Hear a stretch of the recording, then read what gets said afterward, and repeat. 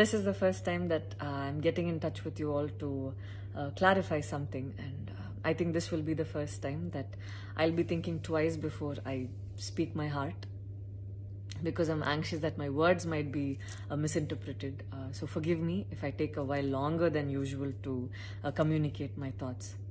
And I'd like to do this in English.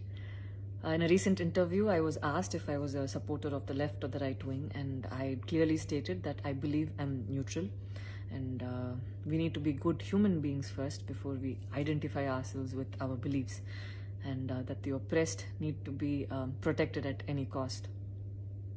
So further into the interview, I went on to elaborate on how I look at things, and I had quoted two references which had a huge impact on me, and which left me traumatized for days. In fact, after I watched the film The Kashmir Files, I had the opportunity to speak with the director, and this was 3 months ago. I remember telling him that I was disturbed seeing the plight of the people at that time, and being someone that I am, I would never belittle tragedy like the genocide and the generations of people who are still affected by it. Having said that, I can never come to terms with the mob lynching incident that had taken place during our COVID times, because I remember seeing that video and being shaken for days. I believe that violence in any form is wrong, and violence in the name of any religion is a huge sin. So this is all that I intended to say, and that's all.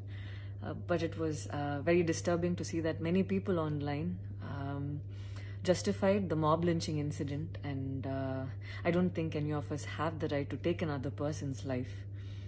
Being a medical graduate, I believe that all lives are equal and all lives are important. And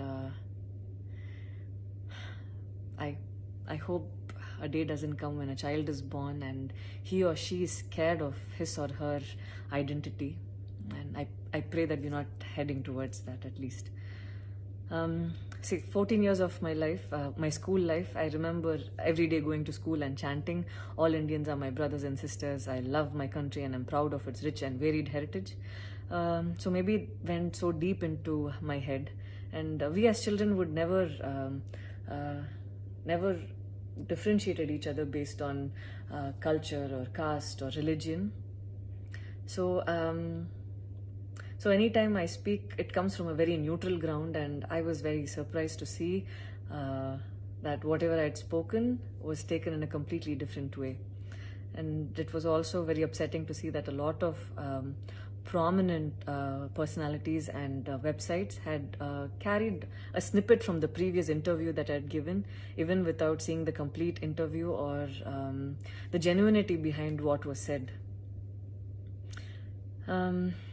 I would like to take this opportunity to thank the people who stood by me the last few days, because I remember feeling so alone and conflicted, wondering what I did wrong, and it was heartwarming to see that a lot of people raised their voice in support of me, and I felt like they knew me for who I am. So thank you so much for making me feel like I wasn't alone.